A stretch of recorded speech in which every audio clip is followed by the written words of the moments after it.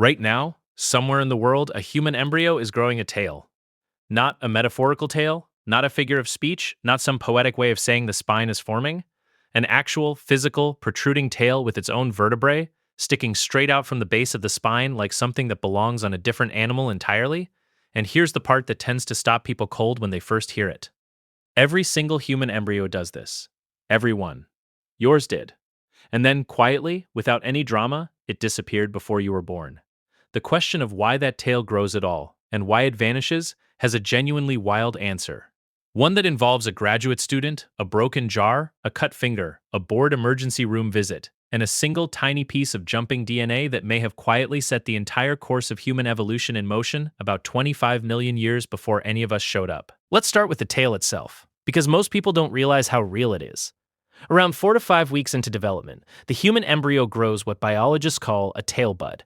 It's not a nub, it's not a suggestion. It's a genuine tail structure, with somewhere between 10 and 12 vertebrae. At this stage, if you put a human embryo next to a mouse embryo or a fish embryo or the embryo of pretty much any vertebrate, they look startlingly similar, shockingly similar, honestly. Then over the following weeks, something switches off. The tail starts shrinking, its cells get repurposed and reabsorbed. The vertebrae fuse down into that small cluster at the base of your spine you know today as the coccyx. And if you've ever fallen hard on a hard surface and landed directly on it, you know it as that one bone that ruins your entire week and somehow hurts for 3 months. But here's the thing about the coccyx that most people don't appreciate. It's not just a random leftover. It's the final architectural remnant of a body part your ancestors actively used for millions of years. Every human alive is walking around with the skeletal ghost of a tail we never quite finished building. Which raises the obvious question. Why does the tail disappear at all during development? And more fundamentally, why did our ancestors lose it in the first place? These seem like related questions, but they're actually distinct puzzles. One is about development, the other is about evolution. And for a surprisingly long time, scientists had pretty good answers to neither. For decades, the explanations on offer were mostly educated guesswork dressed up in scientific language. Tails became less necessary as body size increased. They were an energy drain. They weren't worth maintaining in a lineage moving toward upright posture. These ideas weren't unreasonable. They made logical sense as hypotheses. But none of them were actually testable in any rigorous way. And none of them identified the actual genetic mechanism, the molecular switch, the specific biological instruction that made tail loss happen in the first place. You can construct an elegant story about why evolution might favor something without having any idea what the actual mechanism is. That's not science. That's just a compelling narrative with evolutionary vocabulary sprinkled in. Here's where we need to zoom out for a second and appreciate just how unusual taillessness actually is in the animal kingdom. Almost every vertebrate on the planet has a tail. Fish use them for propulsion. Lizards use them for balance, and occasionally as detachable decoys to confuse predators. Dogs use them to communicate emotional states with an enthusiasm that is honestly kind of moving. The vast majority of mammals have them, and most primates have them too. Monkeys swing through trees with long tails trailing behind them, using them as counterweights during high-speed leaps between branches, the way a tightrope walker uses a balance pole to stay upright. New World monkeys in Central and South America took this even further, evolving prehensile tails powerful and dexterous enough to be a half-ethic. Square brackets fish heroes 500 dexterous enough to be a kilovincilission are their entire body weight, essentially functioning as a fifth limb. Some species can hang upside down from a single tail grip while both hands stay completely free. And then you get to the apes. Gibbons, orangutans, gorillas, chimpanzees, bonobos, us. Not a single tail among any of them. This isn't a coincidence or a quirk. It's a shared inherited condition. Somewhere around 25 million years ago, the common ancestor of all apes lost its tail. Not a gradual shortening across many different lineages. One ancestral loss inherited by every descendant species that came after.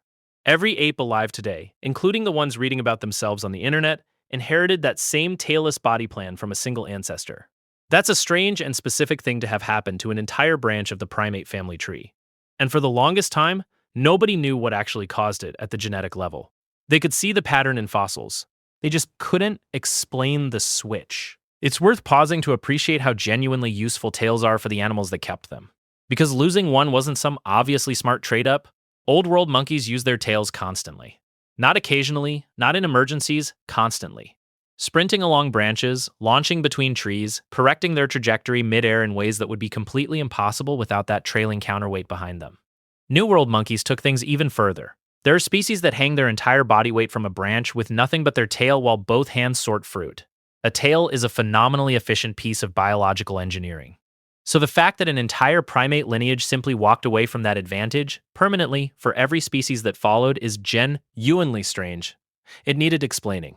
And the explanation, when it finally came, arrived in one of the more unexpected ways scientific breakthroughs tend to arrive. In 2019, a graduate student named Bo Jia was cleaning his kitchen when he cut his finger on a piece of broken glass. Nothing serious. An annoying trip to the emergency room, a handful of stitches, and then a waiting room. And here's the part where the story becomes something else. Sitting in that waiting room, nursing his hand, bored in the particular way that only waiting rooms and delayed flights produce, Xia started thinking about scar tissue, about how differently animals respond to physical damage, about how some species can regenerate entire limbs while humans form scars. That train of thought spiraled into questions about lost body parts more generally. And somewhere down that chain of curious tangents, he landed on the tail. Now, whether this is the most productive possible reaction to cutting your finger, or simply evidence that graduate school permanently rewires your relationship with idle time, is genuinely unclear. Possibly both. Xia went home that night and started reading everything available about tail loss in primates. He teamed up with researchers including Itai Yanai at NYU and began a deep systematic comparison of the genetics of tailed primates versus tailless apes, looking for differences that might explain the divergence. They focused on a gene called TBXT. This was already a known player in tail development across vertebrates. Mutations in TBXT had been shown to affect tail formation in various animals. It was a reasonable starting point. But what they found sitting inside the TBXT gene in apes was something nobody had specifically predicted. A small chunk of extra genetic material called an ALU element had inserted itself into the gene at some point in ape evolutionary history and stayed there. ALU elements are sometimes called jumping genes. Small, mobile pieces of DNA capable of copying themselves and inserting into new locations throughout the genome, like a biological copy-paste function that operates without asking permission. The human genome is absolutely packed with them, over 1 million copies distributed throughout our DNA, and the overwhelming majority of them just sit there doing essentially nothing you would notice. They're genetic passengers, background noise in the code. Mostly. Except in this case, that particular ALU insertion landed in a spot that interfered with how the TBXT gene gets processed. It triggered what's called alternative splicing, which means the cellular machinery started reading and assembling the gene's instructions differently, producing a shortened, altered version of the TBXT protein. And that altered protein appears to disrupt tail formation during embryonic development. One small piece of mobile DNA landing in one specific spot was apparently enough to eventually remove the tail from an entire primate lineage. The researchers didn't stop at finding the pattern in genome comparisons. A compelling genomic story is one thing. Actual experimental confirmation is another. So they took this specific genetic change and engineered it directly into mice. And the mice grew little to no tails. Let that sink in for a second. A mutation isolated from a genetic analysis that started in a kitchen accident was sufficient to dramatically shorten or completely eliminate tails in a living animal. That's about as close as modern genetics gets to solving a 25-million-year-old evolutionary mystery. It's not just a correlation found in a database. It's a mechanism demonstrated in a living system. That's a different category of answer entirely. That's proof. But here's where the story takes a turn that makes the whole thing considerably darker and more interesting. The mice with this engineered TBXT mutation didn't just lose their tails cleanly, some of them also developed neural tube defects. Neural tube defects are the same broad category of developmental problem responsible for conditions like spina bifida in humans, where the spinal column fails to close properly during embryonic development. In other words, the mutation that helped our ancestors lose their tails may have arrived with a real biological cost attached. Not a clean evolutionary upgrade, a trade-off, a package deal. Lose the tail, accept an elevated risk of a serious developmental defect. And the population accepted that deal anyway. This isn't some abstract footnote about ancient ape history either. Neural tube defects are still a present, ongoing concern in human pregnancies today. They affect a meaningful number of births every single year worldwide. They're exactly why doctors and prenatal guidelines worldwide emphasize folate intake so heavily during pregnancy. Folate, specifically, is critical for proper neural tube closure in the first few weeks of embryonic development, sometimes before a woman even knows she's pregnant. The fact that our species carries an elevated baseline risk for this category of defect and the fact that our genome carries the specific mutation that appears to cause it might not be entirely unrelated. A genetic shadow from 25 million years ago, still casting itself over modern prenatal medicine.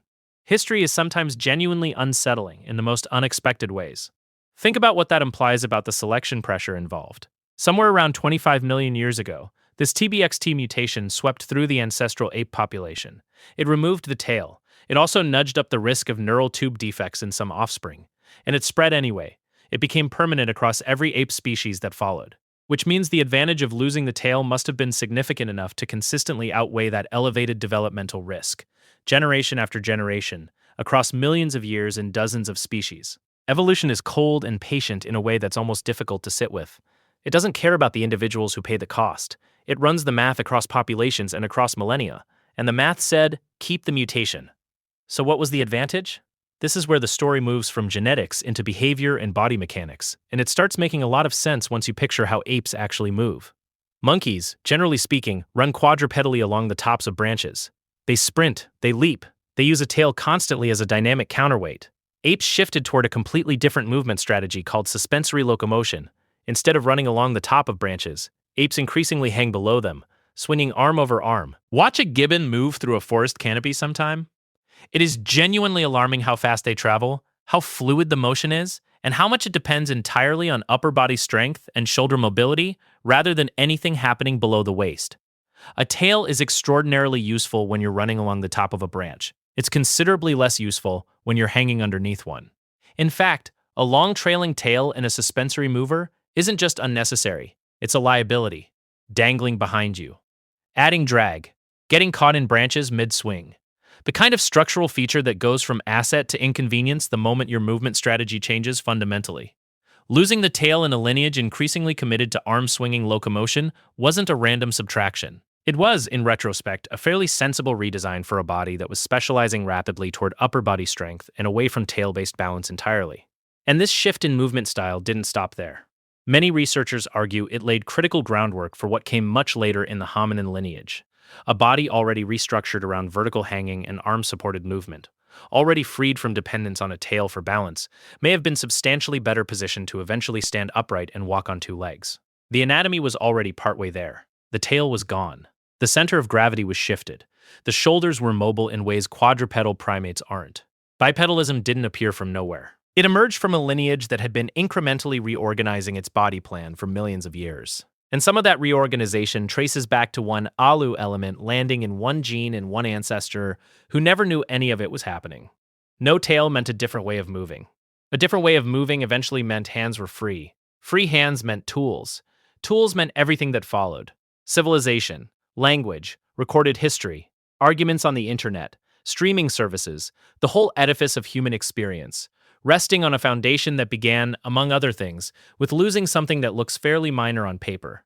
It's the kind of causal chain that makes you want to sit quietly for a moment and appreciate how contingent everything is on things that nobody planned. Now, here's the developmental side of this, because it connects back to where we started. The tail appears in every human embryo, not because of some glitch or leftover error, but because the ancient genetic instructions for building a tail are still sitting in our genome. They've been there for hundreds of millions of years, written into the deep architecture of vertebrate biology. What the TBXT mutation appears to do is override those instructions partway through development, not erase them, override them. The tail starts forming because the old program runs. Then the altered TBXT protein interferes with the process, and the tail gets reabsorbed. The tail bud appears, shrinks, and dissolves back into the surrounding tissue. All that remains is the coccyx, a few fused vertebrae at the base of the spine that are, depending on how you look at it, either a vestigial remnant or the world's most inconvenient souvenir from 25 million years ago. The coccyx isn't entirely functionless, to be fair. Various muscles and ligaments attach to it. It plays a role in pelvic floor support. It does genuine structural work in the modern human body, but it's doing considerably less than the full tail it replaced. And it's doing it in a context where falling on a hard floor can apparently take you out of commission for the better part of a season. Not the most graceful redesign. Evolution optimizes for reproduction, not for comfort on hard chairs. There's one more detail in this story that deserves a moment. Occasionally, very rarely, medical literature documents cases where a human baby is born with what's called a vestigial human tail, a small soft tissue protrusion at the base of the spine, not actual vertebral tail tissue. No bones inside, just a soft projection of tissue at the base of the spine, typically small, typically straightforward to address surgically. These cases are exceptionally uncommon, but they happen. And they're a striking reminder that the ancient developmental instructions for building a tail haven't been fully deleted from our genome. They've been overridden, suppressed, silenced by that TBXT mutation that swept through our ancestral population millions of years ago. But suppressed is not the same as gone. The instructions are still there, buried in the code, and very occasionally they manage to slip past the usual developmental override just enough to leave a mark. It's a bit like finding out your house still has the wiring for an appliance nobody has used in living memory. Dormant behind the walls. Silent. But technically still present. Still capable of doing something if the right conditions show up. Our genome is full of things like this. Ancient instructions for structures we no longer build, pathways we no longer use, programs that ran perfectly for millions of years and then got overwritten when the environment changed and a new design served better. The tail is just one of the more visible examples. So the next time you sit on a hard surface for too long and feel that familiar ache at the base of your spine, you are experiencing something genuinely ancient. That's not just an inconvenient little bone. That's the architectural remnant of a body part your ancestors used every day for millions of years. Removed not by some grand evolutionary decision, not by a council of organisms voting on upgrades, but by one small piece of mobile DNA landing in one specific gene at one specific moment in one ancestral ape.